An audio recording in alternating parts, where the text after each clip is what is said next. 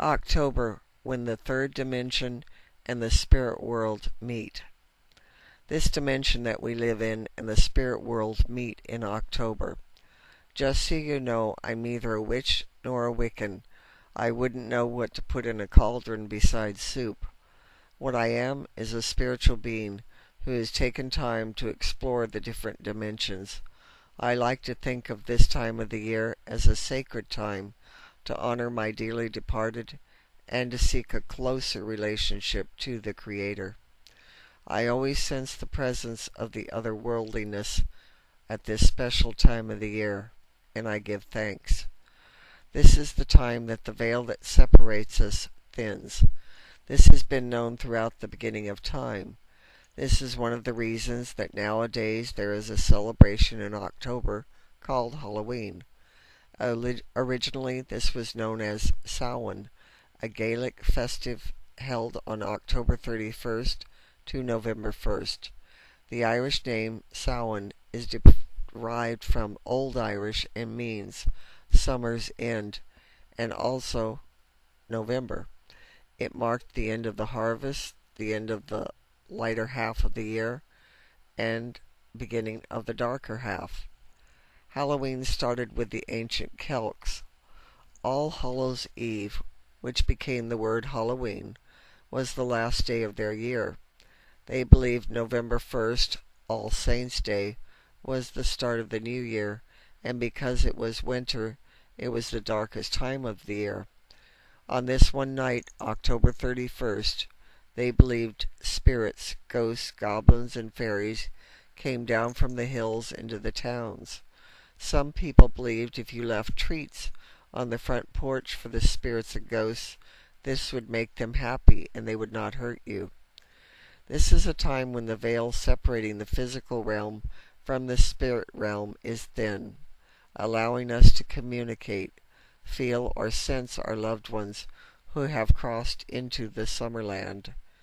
It is a time to honor all those who have walked this sacred earth before us and thank them for the knowledge we carry forth in our hearts and in our veins. Many people die in the month of October, more than any other month of the year, and I believe this has to do with the fact that we are closest to the spirit world and it's easier to cross over at this time. Thin places is an ancient term used by the indigenous people of Ireland long before the Celts arrived. It's a reference to a site where the veil that separates the physical world from the eternal world is thin, where the two worlds are interwoven.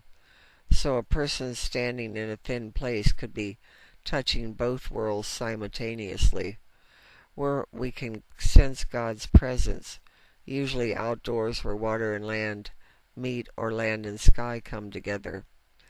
It is a day of remembrance of your ancestors and for those family members who have passed over.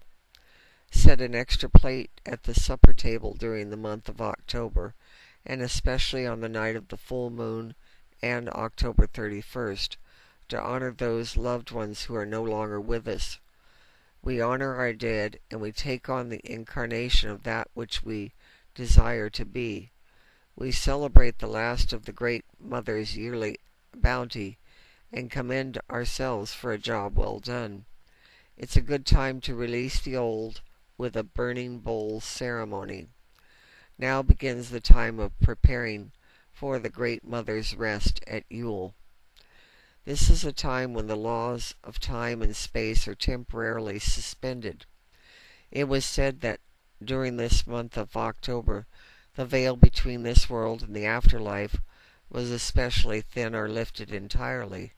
The Celts felt that during this time they were privy to supernatural and otherworldly knowledge. It was a world filled with the forces of magic, a night of mystical glory. It was referred to as time which is no time. It was very magical, but also dangerous.